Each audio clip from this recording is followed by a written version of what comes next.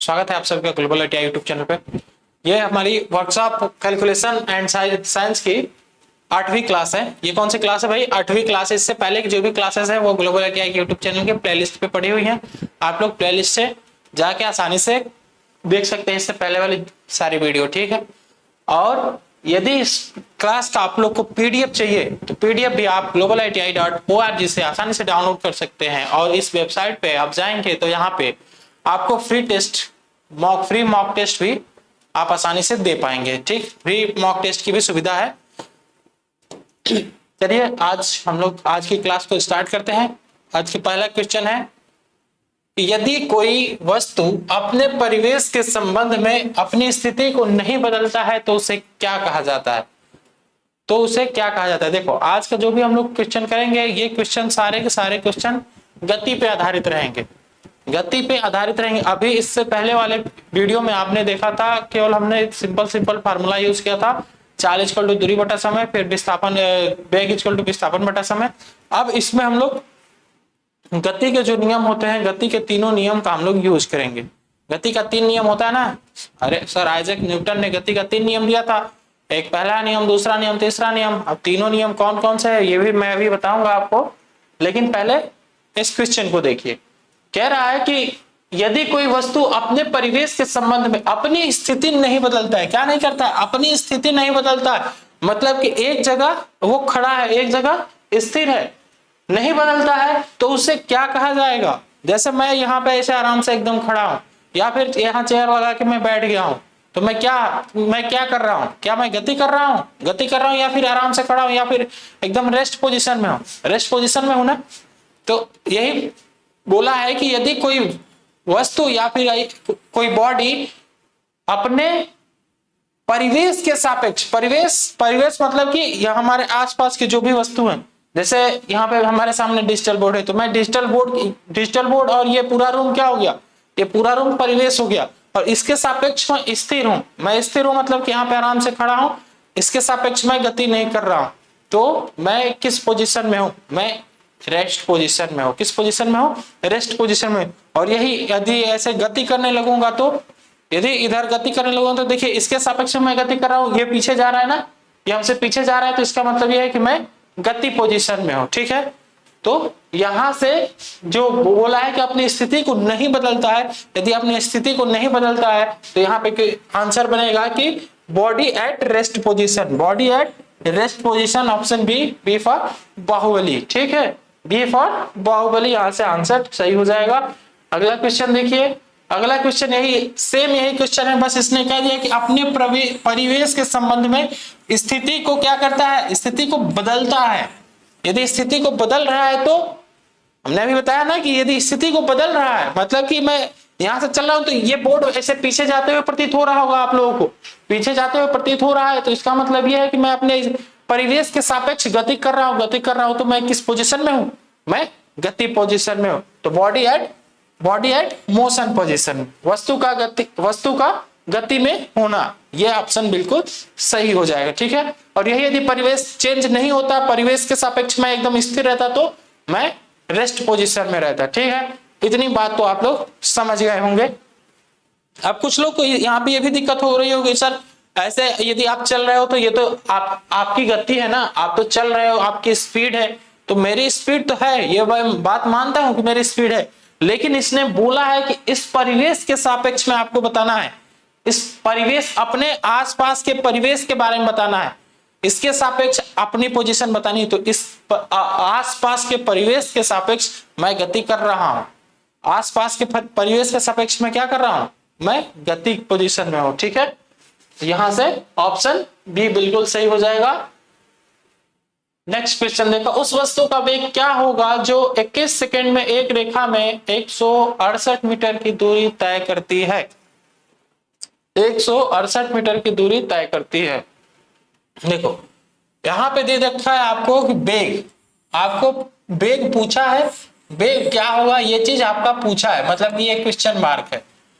Time दे रखा है, time कितना है? टाइम है 21 सेकंड, ठीक है, t/2। फिर एक रेखा मतलब कि विस्थापन भी दे रखा है। विस्थापन कितना दे रखा है भाई? विस्थापन दे रखा है 168 मीटर। तो आप फॉर्मूला जानते हो, वेग इक्वल टू क्या होता है भाई, वेग इक्वल टू होता है विस्थापन डिवाइड बाई समय, विस्थापन डिवाइड बाई समय। ये फॉर्मूला तो सबको पता होगा। विस्थापन कितना है, विस्थापन 168 मीटर है, समय कितना है 21 सेकेंड है। इसको काट दो, काटोगे कितनी बार में कट जाएगा, ये 8 बार में कट जाएगा, 8 मीटर पर सेकेंड।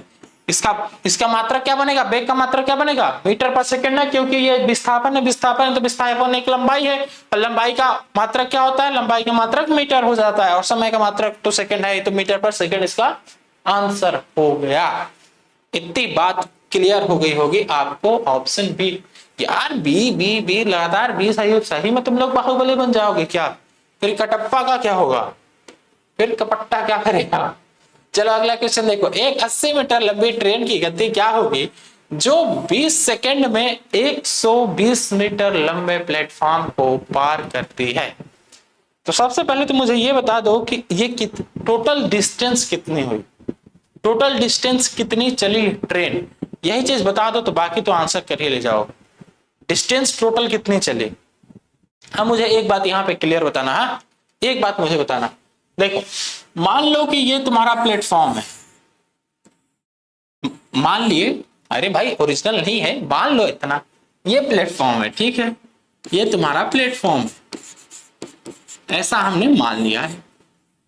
इस पे कहीं ट्रेन होगी, ट्रेन किधर दिखा रहे, चलो यहां पे मैं ट्रेन दिखा दिया, ये लो भैया, ये हो गई ट्रेन, ये हो गई ट्रेन, इधर हो गई ट्रेन की हेडलाइट, और इधर हो गए ट्रेन के भैया ड्राइवर, ड्राइवर साहब, लो ये हो गए भैया ट्रेन के ड्राइवर, दिख रहा है ना, ट्रेन के ड्राइवर चालक दिख रहा होगा सबको, हाँ काफी बढ़िया तरीका से बैठा हुआ, इतनी बात तो समझ गया।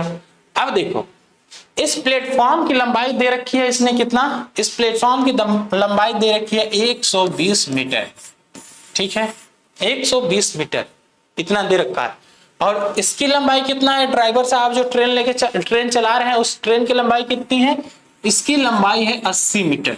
तो मुझे इतना बात बता दो कि क्या प्लेटफॉर्म का यहां से इंजन, प्लेटफॉर्म से केवल ट्रेन का इंजन यहां से क्रॉस किया तो इसका मतलब प्लेटफॉर्म से पूरा क्रॉस हो गया क्या, ऐसा होगा क्या, ऐसा बिल्कुल नहीं होगा ना।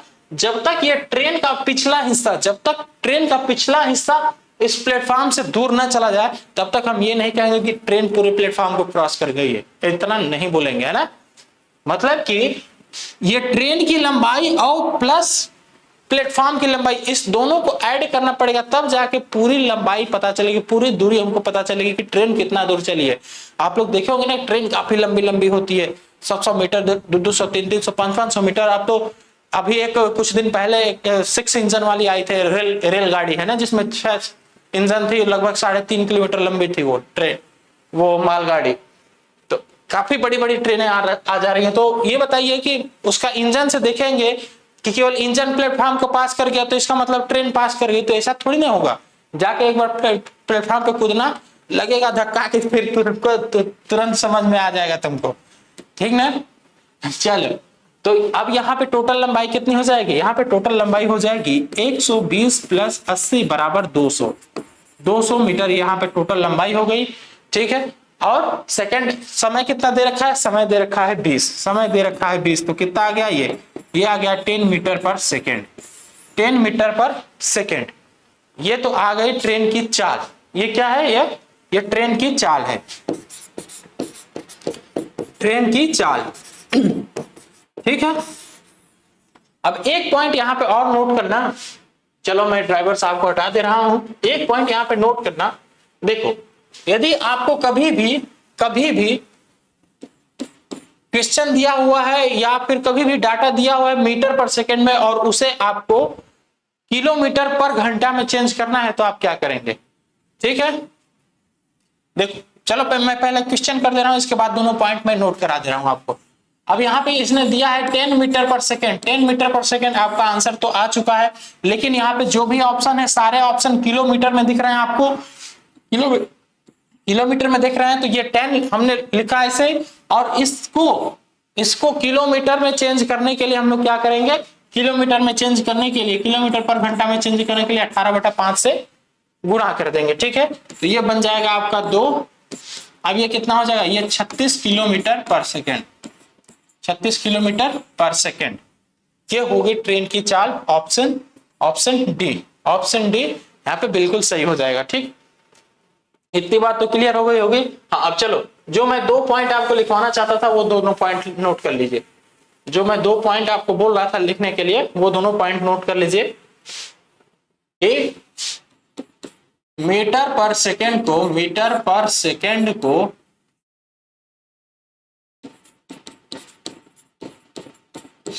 को किलोमीटर पर सेकेंड में बदलने के लिए 18/5 से गुणा किया जाता है, गुणा किया जाता है। पहला पॉइंट हो गया। दूसरा पॉइंट, किलोमीटर पर सेकेंड को, किलोमीटर पर सेकेंड को मीटर पर सेकेंड में, मीटर पर सेकेंड में परिवर्तित करने के लिए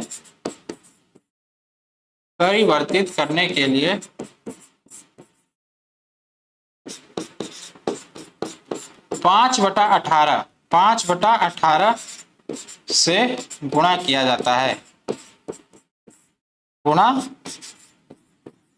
किया जाता है। ये दोनों पॉइंट नोट कर लेना, ये एकदम मोस्ट इंपॉर्टेंट पॉइंट है दोनों आपके लिए, दोनों आपके लिए एकदम मोस्ट इंपॉर्टेंट। इसको बना लो, ठीक है, एकदम मोस्ट इंपॉर्टेंट, इसको बना लो। इससे कई क्वेश्चन आप आसानी से कर ले जाओगे। देखना अभी इसमें भी आगे क्वेश्चन हमने लिया है। अगला क्वेश्चन देखो, त्वरण के लिए सूत्र बताइए। त्वरण के लिए सूत्र क्या होता है भाई? त्वरण के लिए सूत्र देखो, आप लोग पढ़े हो कि विस्थापन बटा समय, मतलब विस्थापन के परिवर्तन की दर को आप क्या कहते हो? विस्थापन के परिवर्तन की दर को आप वेग कहते हो, और वेग परिवर्तन की दर को क्या कहते हैं? वेग परिवर्तन की दर को त्वरण कहते हैं, ठीक है। त्वरण का आप डिफिनीशन लिख लो कि वेग परिवर्तन की दर को, वेग परिवर्तन की दर को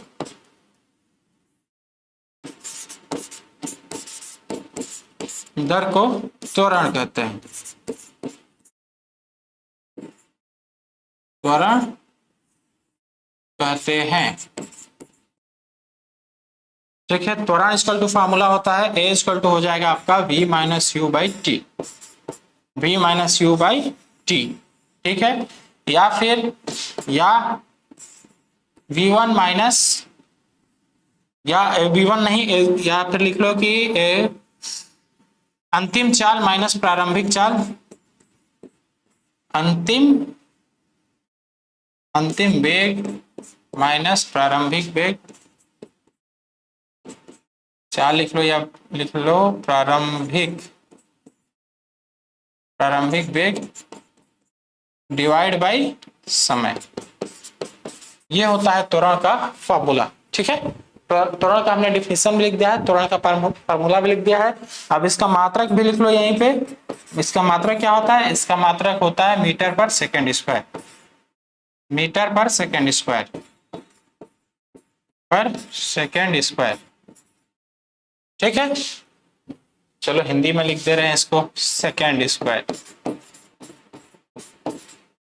नेक्स्ट क्वेश्चन देखो, किसी वस्तु के त्वरण की इकाई क्या है? किसी वस्तु के त्वरण की इकाई क्या है? तो ये तो मैंने आपको बता दिया कि त्वरण की इकाई क्या है। अभी मैं आपको तुरंत इसके फार्मूला से बताया पिछले क्वेश्चन में, मीटर पर सेकेंड स्क्वायर। ये क्वेश्चन आपको तुरंत कर लेना चाहिए, ऑप्शन बी बिल्कुल करेक्ट हो जाएगा। चल भाई अगला क्वेश्चन देख, एक कार का त्वरण क्या है? कार का त्वरण पूछा है आपसे, आपसे क्या पूछा है? त्वरण पूछा है। कार की गति 1 मिनट में 25 किलोमीटर प्रति घंटे से बढ़कर 40 किलोमीटर प्रति घंटे हो जाती है। 25 किलोमीटर से बढ़कर कितना हो जाता है? 40 किलोमीटर। तो इसकी अंतिम चाल कितनी है भाई? अभी आपने पढ़ा है ए इक्वल टू क्या? v minus you by T, v minus you by T, v minus you by T आपने अभी पढ़ा है। v कितना दिया हुआ, ये अंतिम चाल है ना, अंतिम चाल क्यों है, क्योंकि भाई इतने से बढ़ के लास्ट में 40 हो रहा है, तो ये अंतिम चाल हो गई, तो यहाँ पे लिख लिया हमने 40, ठीक है 40 लिख लिया। फिर प्रारंभिक चाल कितनी थी, प्रारंभिक चाल इसकी 25 थी, 25 हमने लिख दिया, ठीक है। इसके बाद समय कितना दे रखा है भाई, समय इसमें दे रखा है कि नहीं, समय दे रखा है 1 मिनट, कितना दे रखा है समय, समय दे रखा है 1 मिनट, 1 मिनट दे रखा है, तो मिनट को या तो आप घंटे में चेंज कर लो, आप मिनट को या तो आप घंटे में चेंज कर लो, नहीं तो फिर इसी को आप मीटर पर सेकेंड में चेंज कर लो, दोनों में से कोई एक कर सकते हो, दोनों में से कोई एक कर सकते हो। चल तो मैं मिनट को सेकंड में रख दे रहा हूं, मिनट को सेकंड में रख दिया तो कितना हो गया ये 60 सेकंड। 1 मिनट में कितना होता है, 1 मिनट में 60 सेकंड होता है, इतना तो सबको पता होगा 60 सेकंड, ठीक है। चल भाई ऊपर देख, ऊपर कितना आ गया, ऊपर आया आपका 15, ये किलोमीटर में है, 15 किलोमीटर में है, तो इसको मैं मीटर पर सेकंड में अब चेंज कर ले रहा हूं, इसको मैं मीटर पर सेकंड में अब चेंज कर ले रहा हूं। तो मीटर पर सेकंड में चेंज करने के लिए मैं क्या करूंगा, यहाँ पे 5/18 मीटर, किलोमीटर से मीटर में जाना है, किलोमीटर से यदि मीटर में जाना है तो 5/18, और मीटर से किलोमीटर में जाना था तो 18/5, ठीक है। तो यहाँ 15 गुणे 5/18 डिवाइड बाई 60, ठीक। अब इसको मल्टीप्लाई कर लो, और मल्टीप्लाई करोगे तो ये कितना हो जाएगा भाई, ये 15 बचे 75, 75 डिवाइड बाई 60 गुणे 18, 60 गुणे 18, इसको कटा लो, ये 5 बार कटेगा, ये 4 बार कटेगा, मतलब 5/72, 5/72 को भाग दोगे तो आ जाएगा आपका 0.069 मीटर पर सेकेंड स्क्वायर। देख लो यहाँ पे भाग करके 5/72, 5/72 को भाग करके देख लो, 72/5, यहाँ पे पॉइंट लगाओगे तो 1 0 आएगा ना, 1 0 आएगा तो 50 होगा तो भी नहीं जाएगा, तो अब 1 0 और लग जाएगा, तो 0.0, जब 1 0 आप और लगा दोगे, लो 500 हो गया, ये 500 हो गया, तो अब ये कितनी बार जाएगा, ये आपका 6 बार चला जाएगा, तभी तो 42 होगा, 6 दूनी 12, 6 7 42, 42 1 43, ठीक है। ये कितना हो जाएगा भाई, ये हो जाएगा आपका, ये हो जाएगा आपका 68, 68 1 0 और लगा दो तो फिर ये आपका 9 बार चला जाएगा, तो यहां से बन जाएगा ऑप्शन सी। नेक्स्ट क्वेश्चन देख लो, अगला क्वेश्चन है 50 किलोमीटर प्रति घंटा के वेग से चलने वाली कार को 45 सेकंड में विश्राम में लाया जाता है, 45 सेकंड में विश्राम में लाया जाता है, तो उसका मंदन क्या होगा, उसका मंदन क्या होगा। आप देखो, अब यहाँ पे दो बात समझो, यहाँ पे दो बात समझो, देख भाई यहाँ पे बहुत सही चीज आया है, मंदन। एक होता है आपका त्वरण और दूसरा होता है मंदन, दूसरा होता है मंदन। तो एक्सेलरेशन और रिटार्डेशन में क्या अंतर है, एक्सेलरेशन और सॉरी त्वरण और मंदन में क्या अंतर होता है। देखो त्वरण में और मंदन में अंतर ये होता है कि त्वरण वह समय अंतराल है या फिर त्वरण वह गति है जिसमें किसी वस्तु की गति बढ़ती है, कम से अधिक होती है। जैसे आप मोटरसाइकिल चला रहे हो, आप मोटरसाइकिल चलाना स्टार्ट किया, किक मारा आपने, किक मार के एक्सीलेटर लेना शुरू किया, एक्सीलेटर लेना शुरू किया, स्पीड बढ़ रही, स्पीड बढ़ रही, तो ये क्या हो रहा है, ये आपकी गाड़ी में त्वरण बढ़ रहा है, त्वरण बढ़ रहा है। अब इस समय त्वरण आगे बढ़ रहा है, ठीक है, त्वरण की वजह से आपकी गाड़ी की स्पीड बढ़ती जा रही है। अच्छा, अब जब आपको अपनी गाड़ी रोकनी होती है, जब आपको अपनी गाड़ी रोकनी होती है तो उस समय भी तो आपकी स्पीड कम हो रही है, उस समय आपकी स्पीड पे अंतर पड़ रहा है कि नहीं, अंतर पड़ रहा है ना, तो उस समय आपकी स्पीड कम हो रही है। तो जब कम हो रहा है तो उस समय का जो त्वरण होता है उस त्वरण को ही हम लोग मंदन कहते हैं, उसी त्वरण को हम लोग क्या कहते हैं, मंदन कहते हैं। ठीक है, इतनी बात समझ गए हैं। त्वरण किसे कहेंगे, जिससे किसी वस्तु का स्पीड बढ़ता जाए उसे त्वरण कहते हैं, और जिससे किसी वस्तु का स्पीड घटता जाए, किसी वस्तु का स्पीड घटता जाएगा तो उसे हम लोग मंदन कहेंगे। इतनी बात क्लियर हो गई ना। त्वरण मंदन में अंतर समझ में आया। ये भी आपका है v minus you by T, और ये क्या है, यहां पे हो जाएगा u minus v by T, या यहाँ पे भी v माइनस यू ही रखो, v minus you by T, यहाँ पे v जीरो हो जाएगा, आपका अंतिम चाल जीरो हो जाएगा, तभी तो ये माइनस में आएगा। मंदन जो है, मंदन का साइन हमेशा माइनस में होता है, लिख लो। त्वरण धनात्मक होता है, ठीक है, धनात्मक होता है, मंदन ऋणात्मक होता है। इस पॉइंट को भी लिख लो, मंदन ऋणात्मक होता है, ठीक है, जहां पे भी मंदन आएगा वहां अपने साइन लेके आएगा, त्वरण में साइन लेके आएगा माइनस का, इतना याद रखना। चलो अब क्वेश्चन देखो, क्वेश्चन पे आ जाओ।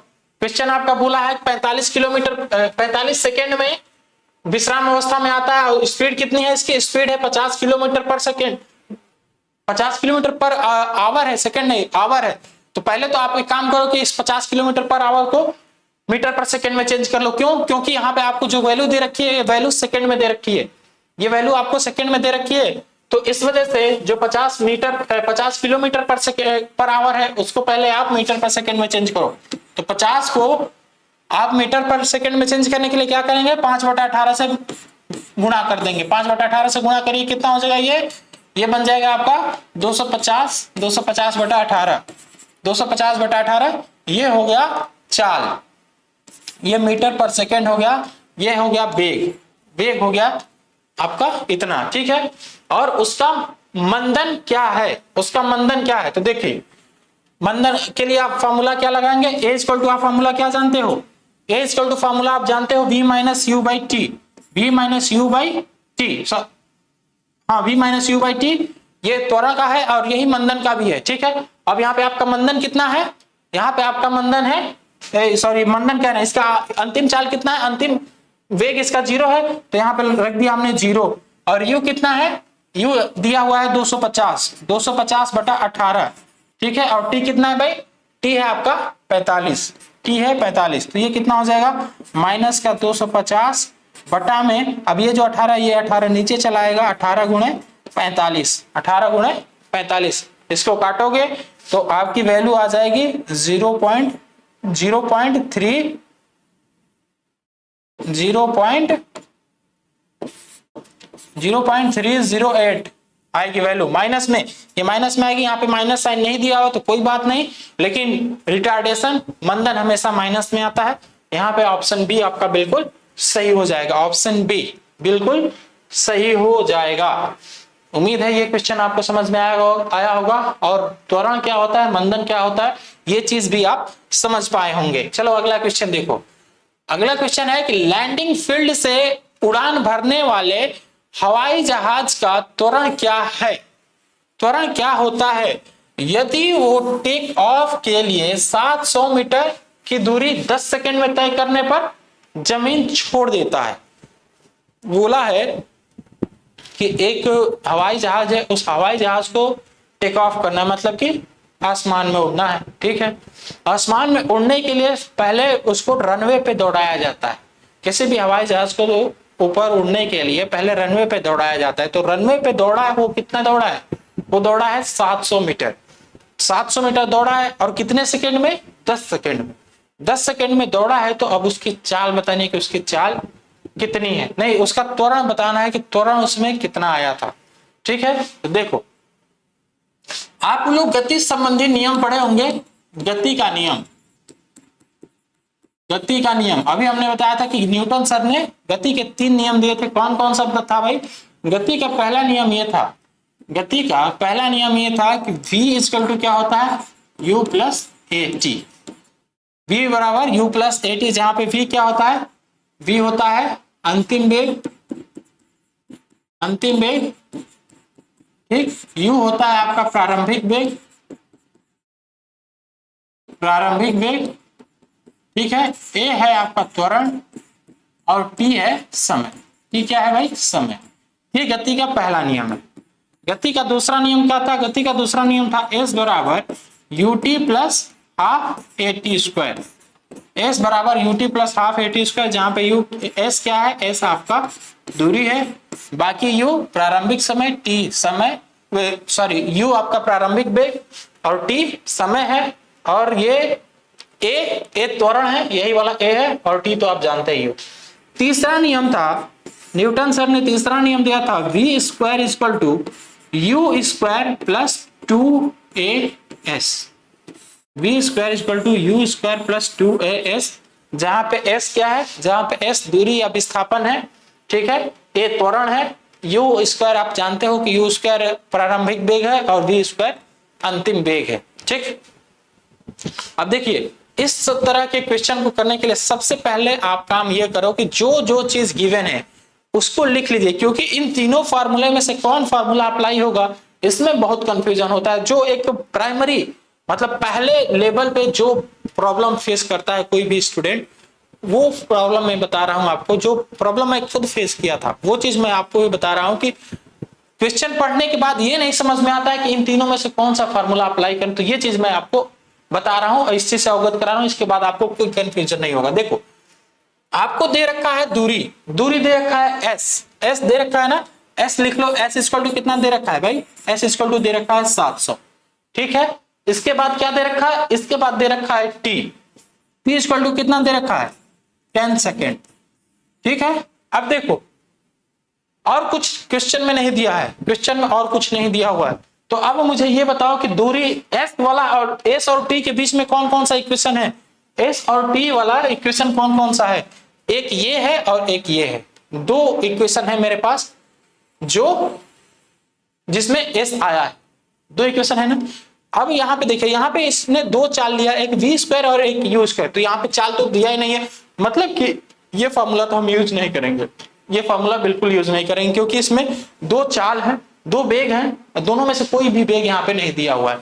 हम लोग फार्मूला कौन सा यूज करेंगे, दूसरा वाला, कौन सा, दूसरा वाला। क्यों दूसरा वाला यूज करेंगे, क्योंकि यहाँ पे मुझे एस पता है और टी भी पता है, और यू तो हम लोग यहाँ पे जीरो ले लेंगे, क्योंकि यहाँ पे क्या हो रहा है, जो एयरप्लेन है, जो हवाई जहाज है, वो शुरू से स्टार्ट हो रही है, शुरू से स्टार्ट हो रही, तो पहले तो वो जीरो पहले तो उसकी गति जीरो होगी ना, जीरो गति से ही तो वो स्टार्ट हुई होगी ना, तो यहाँ पे हम लोग प्रारंभिक वेग इसका जीरो ले लेंगे, प्रारंभिक वेग जीरो लेके इसके बाद रखेंगे, तो ये फार्मूला हमारा यूज हो जाएगा आसानी से।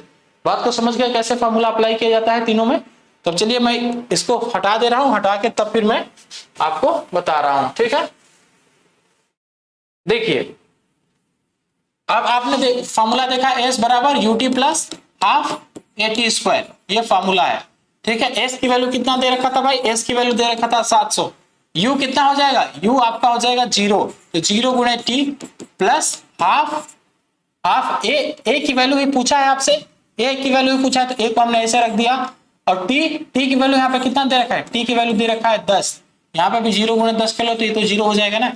तो देखो ये कितना बना, ये 700 is equal to zero plus half, half A into 100, तो अब इसको इससे कटा दो, ये कितना बना, ये 50 बन गया, तो ये कितना हो जाएगा भाई, यहाँ से 700 equal to 50 A, 700 equal to 50 A, तो ए इक्वल टू 700 बटा में 50, 700 बटा में 50 कितना आ जाएगा, यहाँ से 14 मीटर पर सेकेंड स्क्वायर, 14 मीटर पर second square, option D, option D यहाँ पे बिल्कुल सही हो जाएगा। इसमें कोई कंफ्यूजन किसी को नहीं होना चाहिए, और कैसे फॉर्मूला का यूज करना है ये चीज भी मैं आपको बता दिया कि पहले जो भी डाटा गिवन है उन डाटा को लिख लीजिए, इसके बाद आपको आसानी से क्लियर हो जाएगा कि किस फॉर्मूले का मुझे यूज करना है। अगला क्वेश्चन देखो, किसी पत्थर का अधिकतम ऊंचाई क्या होगा यदि उसे 20 मीटर पर सेकेंड के वेग से ऊपर की ओर फेंका जाता है, ठीक है। अब देखो इस क्वेश्चन में भी हम इस फॉर्मूले का कैसे यूज करेंगे, इसमें क्या दे रखा है भाई, आपको दे रखा है एस, एस इक्वल टू कितना है, सॉरी एस नहीं दे रखा है, आपको दिया है एक यू दिया है, यू दिया हुआ है कितना, यू दिया हुआ है 20 मीटर पर सेकेंड, ठीक है, 20 मीटर पर सेकेंड दे रखा है। इसके बाद क्या पूछा है इससे, इसने पूछा है अधिकतम ऊंचाई, एस पूछा हुआ है, एस पूछा है, और आपके पास कुछ नहीं है, और आपके पास जी की वैल्यू पता है, जी की वैल्यू कितना दिया है भाई, जी की वैल्यू दिया हुआ है 10 मीटर पर सेकेंड स्क्वायर, 10 मीटर पर सेकेंड स्क्वायर। अब यहाँ पे आपको कंफ्यूजन हो रहा होगा सर यहाँ पे कौन सा फॉर्मूला अप्लाई करेंगे। देखो इसने इस क्वेश्चन में बोला है कि एक पत्थर को फेंका जा रहा है, एक पत्थर को फेंका जा रहा है कितने स्पीड से, 20 मीटर पर सेकेंड के स्क्वायर, 20 मीटर पर सेकेंड की स्पीड से फेंका जा रहा है, तो ये तो इसकी प्रारंभिक चाल हो गई। और आप पत्थर फेंकते हो तो पत्थर ऊपर जाता है, तो ऊपर जाके उसकी जब तक गति शून्य नहीं होगी तब तक नीचे नहीं आएगा ना, तो इसकी जो अंतिम वेग होगा, इसका जो अंतिम वेग होगा, अंतिम वेग कितना हो जाएगा, अंतिम वेग हम लोग मान लेंगे कितना, जीरो। क्यों जीरो, क्योंकि यदि जब तक इसका जो प्रारंभिक वेग है, इसमें जो मोमेंटम है ये जीरो नहीं होगा तब तक पत्थर ऊपर से नीचे नहीं आएगा, मतलब अंतिम वेग जहां पे जीरो होगा वहीं से पत्थर नीचे गिरना शुरू हो जाएगा। जैसे मैं इसको ऊपर फेंका तो देखो ऊपर से नीचे कब आया? जब इसका जितना जोर से मैं फेंका था तो इसका अंतिम वेग जब 0 हुआ है तभी जाके ये नीचे भी आया है, ठीक ना। तो अब यहाँ पे आपको v भी पता चल गया है, v 0 है, v 0 है। तो आपको v पता है, u पता है, s निकालना है। तो अब ये वाला फार्मूला किसमें दिया, ये फार्मूला कौन सा यूज होगा? ये अब आपका फार्मूला यहाँ पे यूज हो जाएगा v square equal to u square plus 2as। यही एक फार्मूला था जिसमें ये तीनों टर्म दिया हुआ था ना। जिस ऐसा फार्मूला आप बताइए, जैसे आपने गिवन डाटा तो ले लिया, अब उस फार्मूले का यूज करिए, तीनों में से उस फार्मूले का यूज करिए जिसमें कि v दे रखा हो, u दे रखा हो, a दे रखा हो और s दे रखा हो। तो वो कौन सा फार्मूला था? वो आपका v square equal to u square plus 2as, यही वाला फार्मूला था ना। तो अब तो समझ में आ रहा होगा कैसे फार्मूले का अप्लाई करना है। अब देखो इसकी वैल्यू दे रखा है 0, इसकी वैल्यू कितना है भाई? इसकी वैल्यू 0 है, इज इक्वल टू, अब देखो ये u की वैल्यू कितना है भाई? u की वैल्यू 20 है, तो ये 20 का स्क्वायर प्लस 2as, तो 2, अब ये यहाँ पे s नहीं होगा, यहाँ पे gs हो जाएगा। और जब g लगता है तो यहाँ ये क्या बन जाएगा? ये माइनस हो जाएगा, माइनस का 2gs हो जाएगा, ठीक है। तो यहाँ 2gs इक्वल टू कितना हो जाएगा? ये 20 का स्क्वायर मतलब कि 400। अब g की वैल्यू कितना है भाई? g की वैल्यू 20 दे रखा है, तो अब यहाँ से ये 2 गुणे 10 गुणे s इज इक्वल टू 400, ठीक है। तो यहाँ से s इज इक्वल टू कितना हो जाएगा? 400 डिवाइड बाई 20, मतलब कितना बना ये? 20 मीटर पर 20 मीटर, ये बन गया आपका दूरी। इतने दूरी तक ये जाएगा, इतने दूरी तक जाके फिर ये नीचे आने लगेगा। तो यहाँ से ऑप्शन क्या बना? ऑप्शन बी बिल्कुल सही हो जाएगा, ठीक है। ऑप्शन बी बिल्कुल राइट हो जाएगा। चलिए आज के लिए बस इतना ही, बाकी का क्वेश्चन हम लोग अगली क्लास में करेंगे। धन्यवाद।